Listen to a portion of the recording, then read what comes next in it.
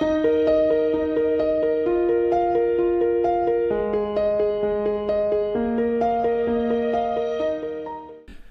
I'm John Ed Mathison, and welcome to this podcast of go-getters and go-givers.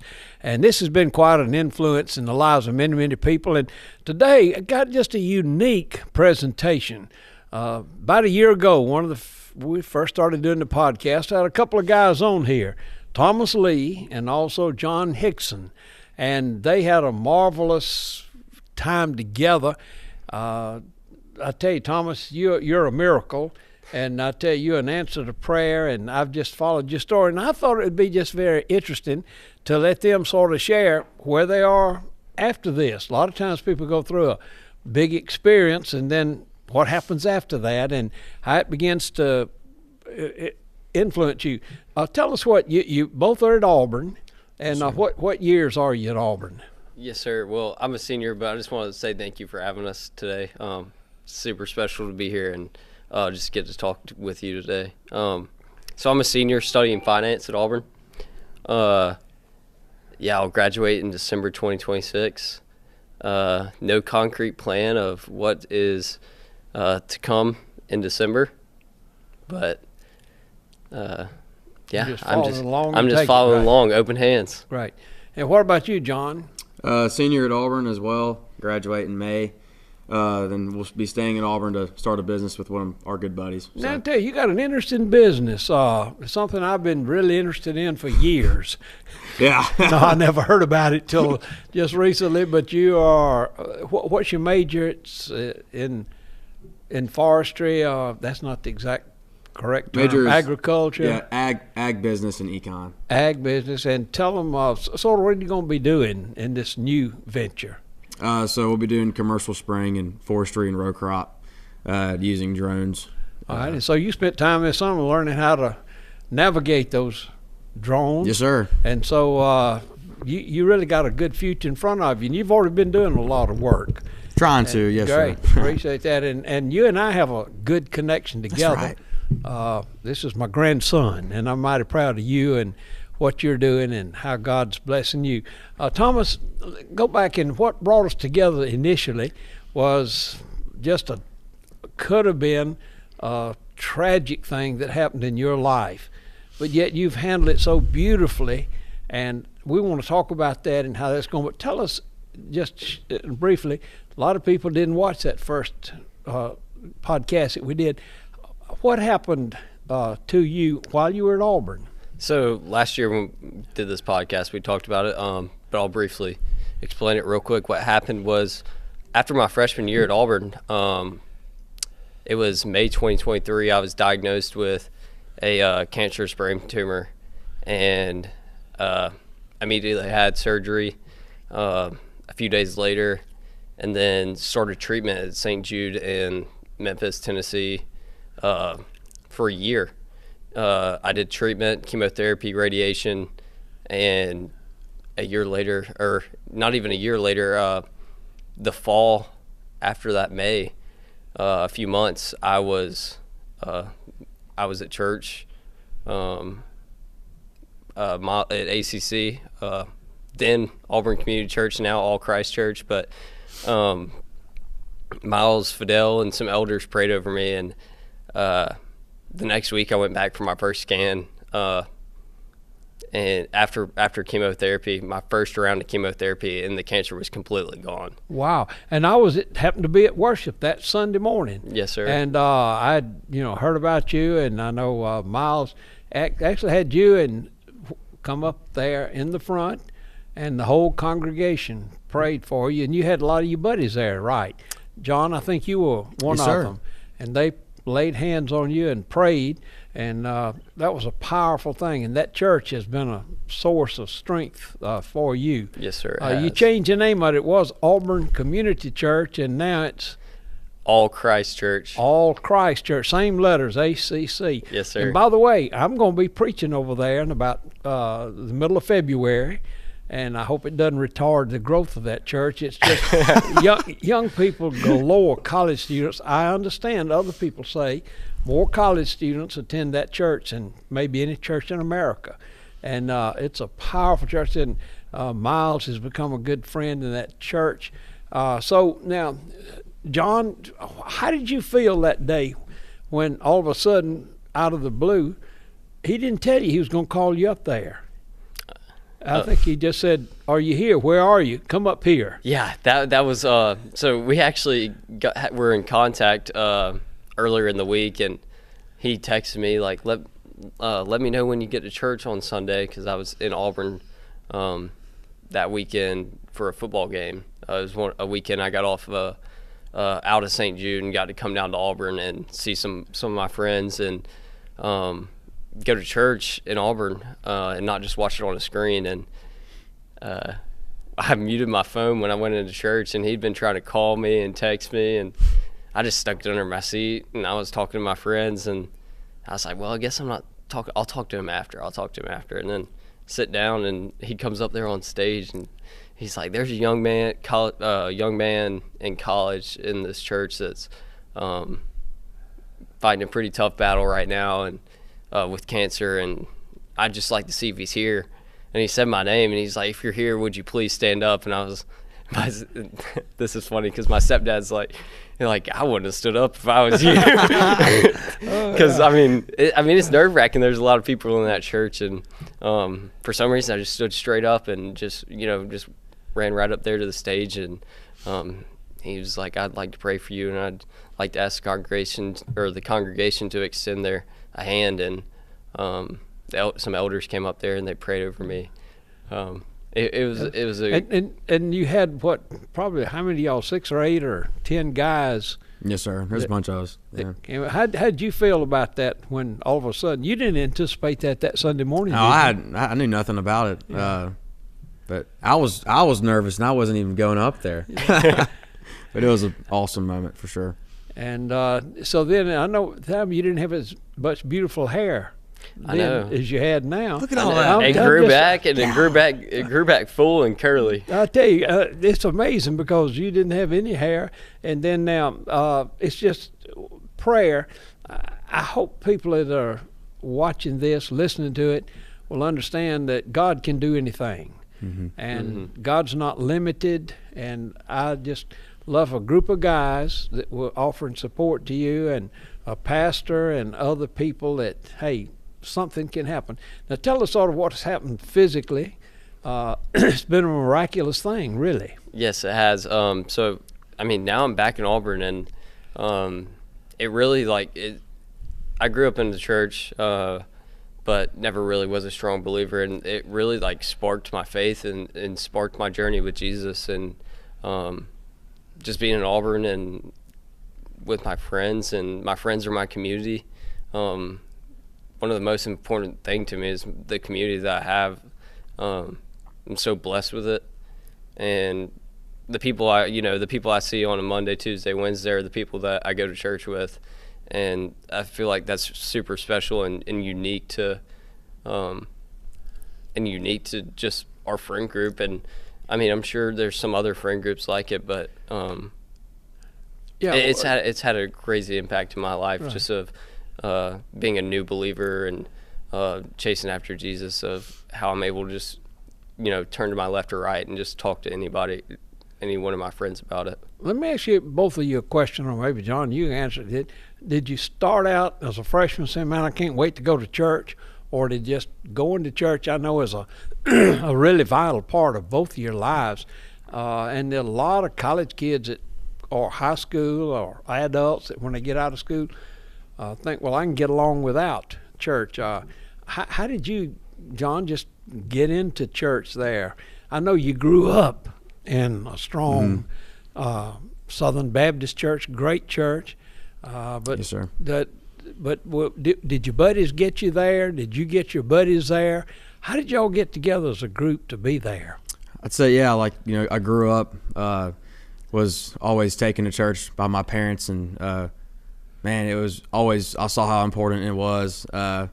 Especially, my dad always made sure that we were there. It was not optional whatsoever, and that was instilled in me from a very young age. And so, got to college. I knew that I definitely wanted to keep that pattern on, but now no one was forcing me. And I would say a good bit of us like still had that, like to go to church at least, like a lot of us wanted to, and we did. And then when Thomas's trial came, we all kind of realized like wait a minute, and it made us really evaluate our lives at the time and where we were in our faith. And that's when church really became like when we really realized how essential it was to us. Well, let me just ask you now, it's been about a year. What have you learned through this challenge, walking through it? Maybe Thomas, what have you learned? I know you've told me it improved your walk with Jesus. Yes, sir. And, and for some people, when something like that happens, they go into a pity party and they go into a negativity and they think God's bad and the world's bad. And really, psychologically, what happens is maybe more detrimental than the cancer. But you've had an entirely different attitude and perspective on that. Yeah. So that morning, that after the surgery, they came in and told me that I had cancer. That's kind of was like my surrender moment of like when my life really turned around, and I just put all my trust in Him, and it's like I don't even know you, God, but I mean, I live 30 days, I live 30 more years. Like I'm gonna give the rest of it to you, and so ever since then, I've just been trying to take steps to grow my faith and grow in my faith, and I think something so important was the power of prayer. That first year, I was wrapped in prayer. But John and all the guys back in Auburn were praying for me. People were praying for me left and right. Everybody texted me. The support was just crazy. And then when I come back to Auburn as a new believer, just being surrounded by community, I think was the most vital role for me, an important part of my journey when I came back to Auburn, because like I said, I can turn to my left or right and I can talk to 10 plus guys about, hey, like I have a question about this. I don't really know what this means. I don't really understand this piece of scripture. Yeah. I can talk to those guys, and we can chase Christ together. And I want to come back in a few minutes just to that idea about the group and how important it is. Now, I want to ask a question, because sometimes people think, well, you had a life and death experience and you came to Christ. And the question, they say, well, I've never had that life to death thing, and a lot of people just sort of float on. John, you've had some physical challenges in your life, but nothing like that. But how did what happened to him impact you and your faith in any way? I would say seeing what it did to, and this is all going to be similar to what Thomas said, seeing what it did to all of our friends, it was almost impossible to not be moved by it. And I realized that, man, I really wasn't a Christian. I believed in God, but I was not walking with Jesus, and it woke me up. And so what I've definitely learned in the last year and a half since this has happened is really just how much I need Jesus, and how much of a sinner I am and how broken I am. And I just learned that more and more and more as I walk with Jesus, and how dependent we should be on Him. And that's my answer, is just how badly I need Him. You don't have to go through what He went through in order to come to the realization that I need Jesus. That's right. And I hope there are a lot of people that are watching that say, I don't want to get cancer. I don't want to be in a car wreck. I don't want this. Mm-hmm. Jesus knocks at our heart's door, and He said, if you'll just open the door, I'll come in, mm-hmm. and I'll live within you and can do things through you. Now, let's go back to the group just a minute, because this is so important, particularly in college. A lot of times, and in society today, since the pandemic, studies show that folks are more isolated. People have less friends. people are more lonely. Suicide is at the highest rate it's ever been because a lot of people focus on themselves. You didn't just focus on yourself. All of a sudden, God opened doors for you to see something different. If I could just ask you, what was the best thing that helped get you through that in terms of your Christian faith? I think for a start was just inviting God into it with me. And I love that. You got to start. You can't do it on your own. Yeah. You invite God. He's a great partner, isn't he? He is. He is. He will do that. Yeah, he was a great partner, and he still is. But yeah, I think to start, you just inviting God into it, and then, just. I think, like I said, I could go back to it 1,000 times. I think just the phone calls with friends, the conversations with the community, and I don't know, just putting my trust and my faith that I surrendered to you, and for some reason I felt this sense of peace. What did your friends do or say or whatever that was most helpful to you at the time? I think it was just the phone calls of just like support and like, hey, I'm praying for you, but like not just it didn't feel like, hey, somebody's talking to you on the phone and saying, hey, they're asking how can I pray for you, not just I'm praying for you.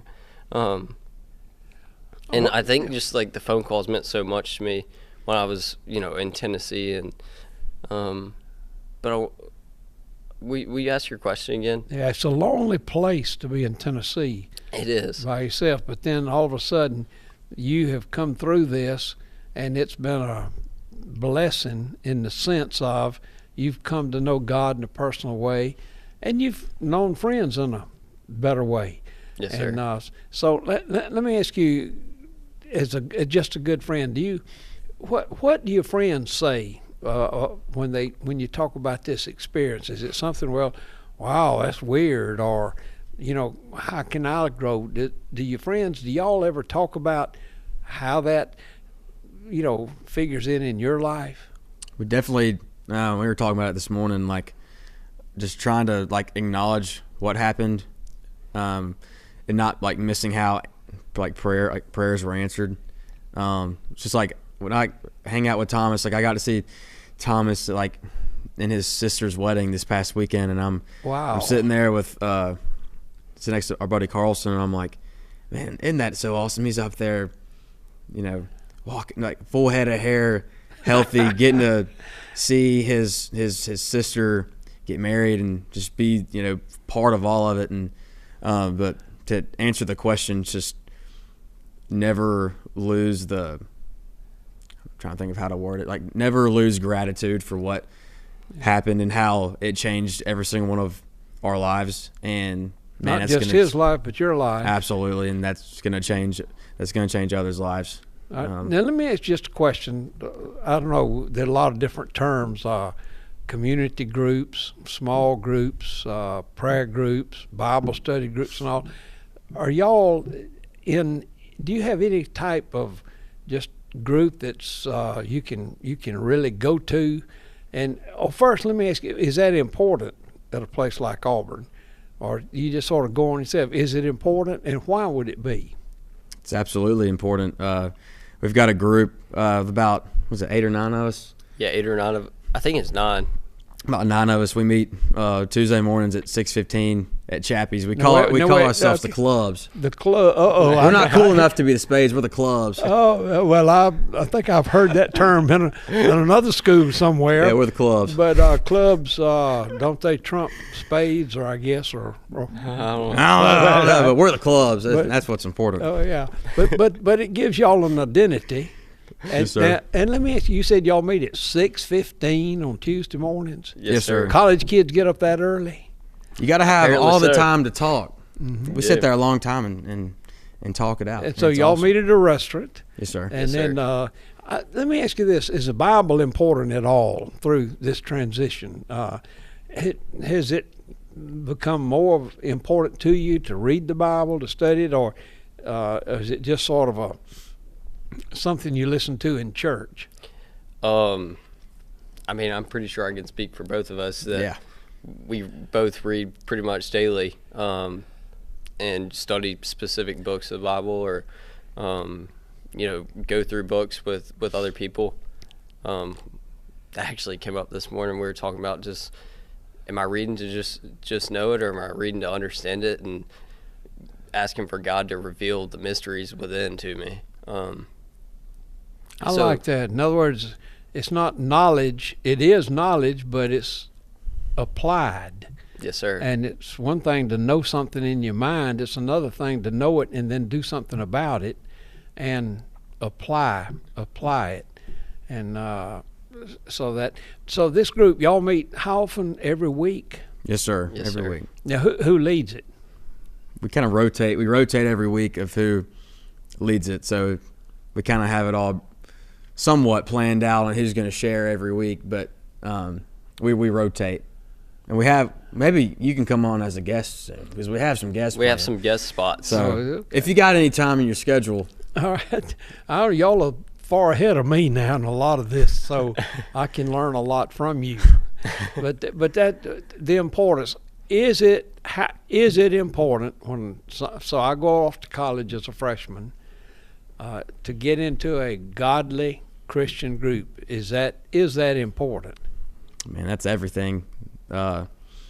Definitely for me, for me and Thomas, like, we went to school and we all just kind of naturally became friends. Like, our group formed, and then just the Lord brought us together, and a lot of us were not walking with Jesus, at the time. And then he chose Thomas to whoop cancer, and then that trial, that was when we all decided that, man, we need Jesus so badly. And that's when we all started walking with him. And it's not like we became perfect Christians that day, and life has been sunshine and roses since then. It's it's a journey, walking with Jesus, and none of us are perfect at all. And we all have just learned how broken we are and how badly we all need Jesus, and sharing our struggles with each other, and just being able to lean on each other, and just help each other walk with Jesus. And it's easier for two people to walk. Ecclesiastes says two need to be together. Now, I'm getting old, and I can understand this because it says if one falls, how's he going to get up without somebody helping get up if you got two people?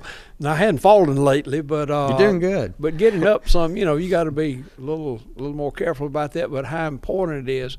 And three strands are much stronger than one, and you probably couldn't have gotten through what you have gone through.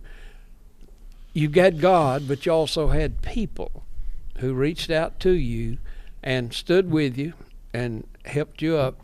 And John, I just grateful for a guy like you and those friends, and you've made a difference. And why did God pick you? We don't know. Why did God pick you to do that? We don't know. But what I'm saying is that both of you were available, and God's used you in a powerful way. And there are just hundreds of guys who have been impacted by what has happened. And I know a church, and I know the staff of that church has been impacted by what has happened. Now, both of you are going to be graduating. Where do you see yourself going? Where do you see yourself being in 5 years from now? You maybe hadn't thought about this much, but then I want to just ask you, what are some of the steps you're going to do to get to where it is that God wants you to be? Where do you see yourself, and what are you majoring in? So I'm majoring in finance, and I graduate in December of 2026. So I'm about a semester behind of a lot of my friends, and you might be a semester ahead in a lot more things, though. You're really that's right. the route you've taken has led you to a whole new education, which won't show up in a degree. It won't. Right. So I graduate in December 2026, and I don't have any professional plans after I graduate right now. But where I could see myself in 5 years is, I'd love to be a husband. You'll make a great one. You've learned what it means to go to the bottom and then come back, and now you're really on the slope upwards, and you've got experiences nobody else can even conceive. But God's going to use that to make you the greatest husband and father, and I just I'd like to be pastor of a church and wish both of you boys were in that church. You'd be such a pleasure there. What do you expect to be? Flying drones? Are you going? Man. Well, I want you to get me one where I can get around easier from town to the house. We'll work on that. Okay, good. Get me we'll one work of those. on that. Man, maybe still doing that. Hopefully, we will see. Would love to be married. Well, we're hoping for that too, and also your dad's really hoping you get a job too. Yeah, I know. Right? Yeah, he's probably the business is going to do very well. He was waiting on me to say that. Yeah, so. right. He'd do that. Yes, sir. But so, I admire you. Not many guys who are still in college are willing to have an idea, innovative, drones.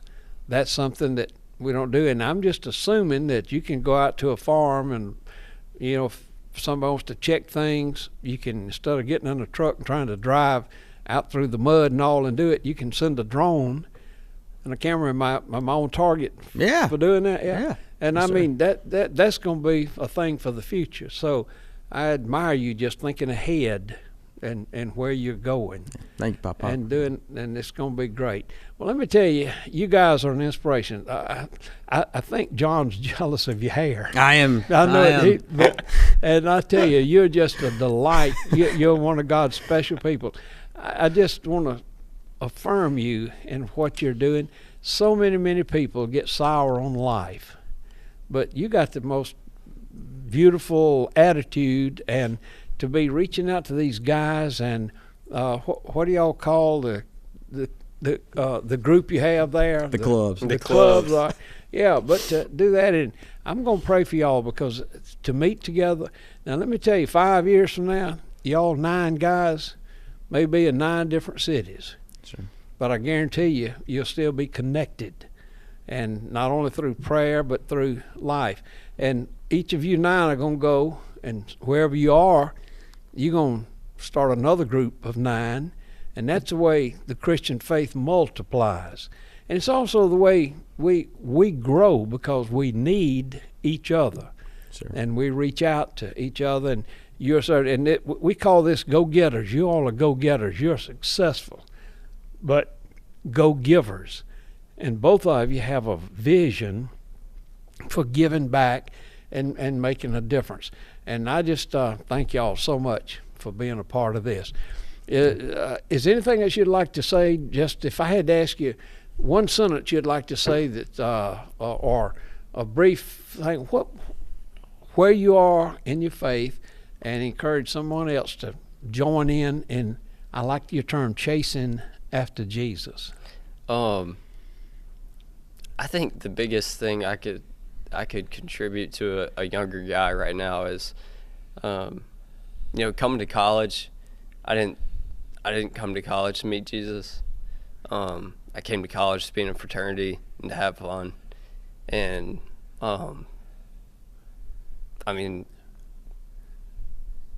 you joined the best fraternity. Yeah, I was diagnosed with cancer, and that completely changed everything. And I met Jesus, and now I'm surrounded by an awesome group of guys. So if I could just encourage anybody that's coming into college, for the same reason I came, was to be in a fraternity and have fun and not really have a clue of what you wanted to do with your life, but you just wanted to go to Auburn because it sounded fun.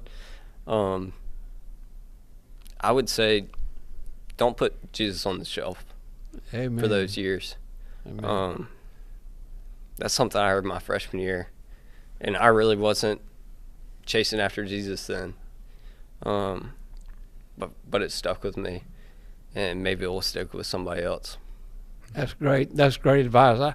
I wish every entering freshman in any school could hear that, because it doesn't matter how much you learn, if you don't know the abundant life now and eternal life forever, there's no other way to go. Well, anything you want to say, John? I'll definitely second that, and I definitely had this mindset when, in high school and definitely going into college. It's like I always felt like I had to get my stuff together, get my problems together, become like and clean myself before I went to God. And it's like, you need to get your stuff, get your problems, and take them to God and present them to Him and have a relationship with Him. And that's where your fruit will come, because if you've been spending time with Him and you have a relationship with Him, you want to honor, Him in that way, rather than, hiding from Him when you feel like, you've, been too bad to talk to Him in a way. Well, I want to thank you guys. You've inspired me. I just want to go back and maybe start off back in college again. And what you're saying is not just good advice for starting college. Doesn't matter what age you are. If you're under 100, it's very applicable just to what you're saying. And I'd like to just encourage you, two things. Number one, if you don't know Jesus, surrender your life to Him, because it doesn't matter what you face in life, you can face it victoriously. And secondly, be a part of some kind of group of godly people, somebody systematically that can be encouraging to you. Whatever you face in life, don't face it by yourself. Now I tell you, Satan will whip you. He gets you one-on-one. But Satan can't deal with 9 college guys who are supporting each other. It makes such a difference. Be a part of studying God's Word, praying together, and whatever is out there in front, if God's your partner, I love you saying that. If God's your partner, you're going to win regardless of that. And God's got a great future. He's got a great future for these 2 guys. And God's got something great in store for you. And may we just surrender to Him and go. Be a go-getter, but also be a go-giver. And I pray that God's richest blessings will come your way.